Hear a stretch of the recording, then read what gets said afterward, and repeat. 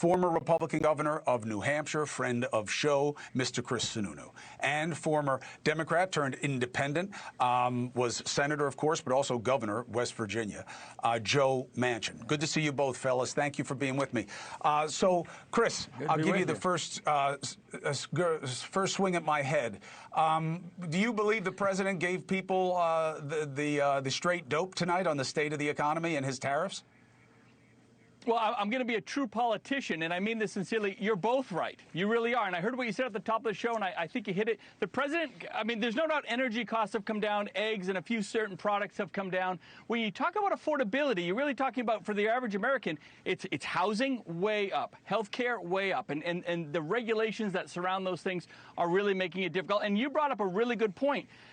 Oregon, Washington, California, geographically, there's a huge disparity there where those prices are way up. Housing and healthcare and insurance, nobody can afford it out there. New Jersey, Illinois, places like that. But if you look at Iowa or Oklahoma or Mississippi, I was just in Kansas City, a lot of groceries have come down, a lot of affordability in those states. So my argument is you have to look at it geographically, and you have to look at it at product by product. The big one for me, though, is energy. No doubt that has come down, and that kind of relates to everything as it moves around the economy.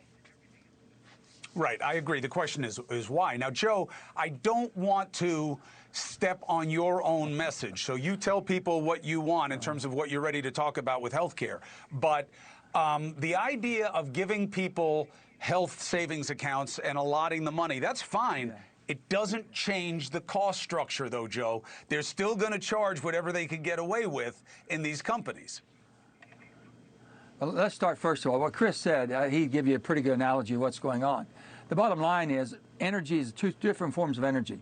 What you pay for your electricity in your house, what you pay for the natural gas you heat your home with, those have not come down, no matter what they're telling you.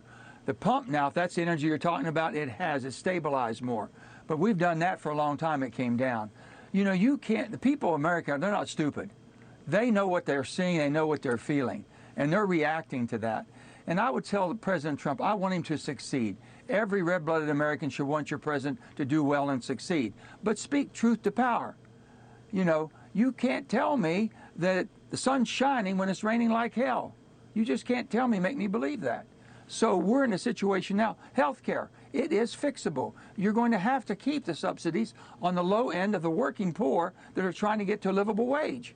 But with that, you can put roadblocks. You can put guardrails, not roadblocks, but guardrails to where they have to live in the parameter. They get certain, basically, things for preventive care, and they're able to go to the doctor so many times. You can't abuse the system. No one's doing anything talking about that because Democrats don't want to talk about that. On the Republican side, I think they have a good idea on medical savings account. No different than 401ks.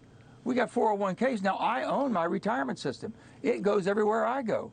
I'm responsible for that. Let me be responsible. Let me start shopping. Let the American people, Chris, shop for health care like they know how to shop for everything else. Yes. And I'll guarantee it'll be competitive. I'm with You'll you. Bring it down. I'm with you with the agency. I'm with you with the agency thing, okay? I'm making a different point, okay? You want to use 401k as an analogy, fine. I have control of it.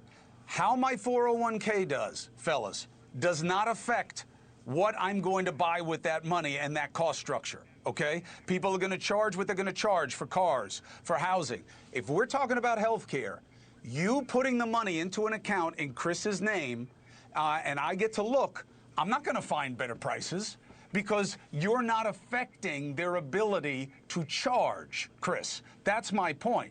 You have to take on that part of the problem.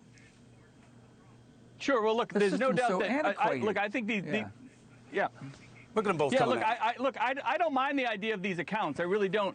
Joe really hit it on the head with the idea that you need to open up a free market in all of these things. You need to get deregulation really going, whether it's in healthcare.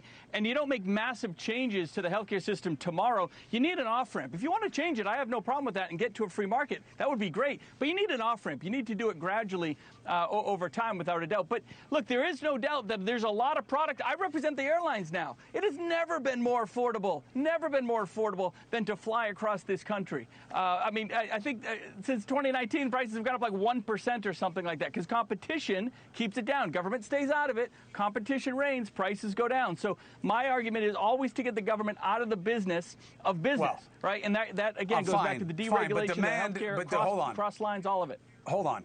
Airfare prices are coming down also because demand is down. All right, it's like gas prices. No. One of the reasons gas prices have come down on the retail side. Well, when the prices went down, you then saw a recovery in the demand curve. Two things could be true at the same time, Chris. People do not have the disposable income that they had pre-pandemic, okay? The ratios are off, Gov. And I think that this is the signature issue, Governor Manchin, Senator Manchin, whatever, you've held every title.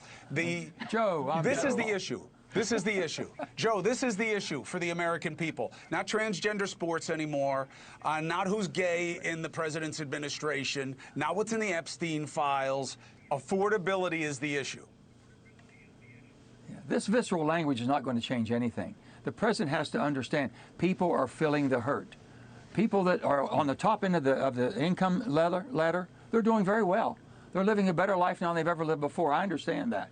People that I know and Chris know and are working people from our home states, they're having it hard. They really are having a harder time. They're having a hard time. They don't know where it's going to come. They're having a hard time. They don't see that we're fixing anything. I just left some of my friends from the Senate. I try to gather with them from time to time. They're very discouraged. Nobody wants to work together, and the American people are depending on them to work together. The president has to bring them together. That's his responsibility. Chris knows that. I knew that. We didn't have Democrats, Republicans in West Virginia. We had West Virginians that had to fix the West Virginia problems, the same as New Hampshire. So I know what's going on there. I'm begging the president, calm down the rhetoric, Mr. President, please. The people aren't stupid. They know they're having some problems. You can say this, Mr. President. Listen, things are not as good as we want them to be. We've stabilized them, and we can make them better if we work together. The supply chain's not coming back as quick as we thought. Manufacturing's not coming back as quick as we would like. And until that happens, I can't give you what you want.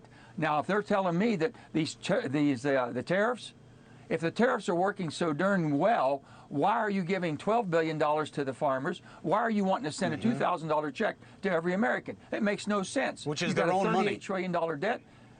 The $38 trillion debt. And let me tell you, we as Americans, we will take the pain if you pay down the debt.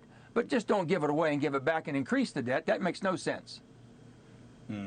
Well, Gov, if I were talking to Governor Sununu or as President Sununu, that's a good sell.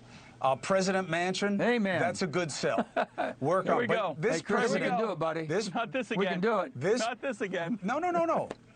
I'm saying this. This president is not you guys. Okay? This president believes in the division.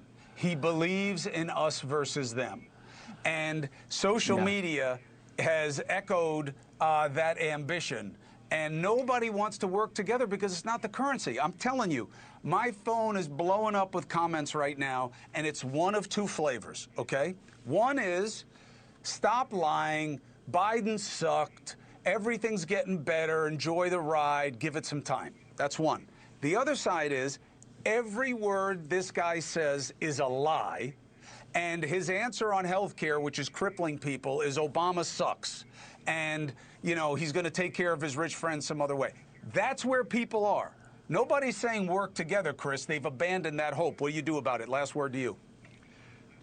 All right, there's three things you do. Gerrymandering, you're not going to fix. Term limits, I love the idea because you got to get some of these guys out.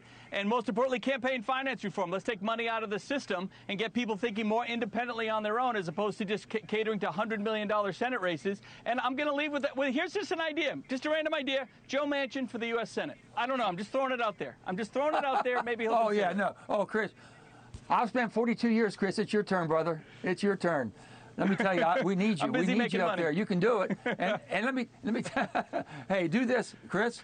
Open up the primaries. Have open primaries across the country. I'm an independent. I'm disenfranchised. I can't vote in my state. It's ridiculous. Open the primaries up. You'll get better candidates that basically they can't target and say, you're not a good enough Democrat. You're not a good enough Republican. We're going to bet primary you can get rid of you. No. Let the people make that decision. We have it here in New Hampshire. We have it here in New Hampshire. It works damn well. Amen. No doubt about it. That's exactly. Amen. We don't have it here in New York, and it sucks. Joe Manchin, thank you very much. Chris Sununu, thank you very much. By the way, Joe Manchin has his new book called Dead Center. It's in defense of common sense. It's a great book. I'm using it now almost as a text. Fellas, thank you. We'll talk again more. Thank you for watching. Subscribe below and download our NewsNation app right now on your phone, and you will get fact-based, unbiased news for all Americans.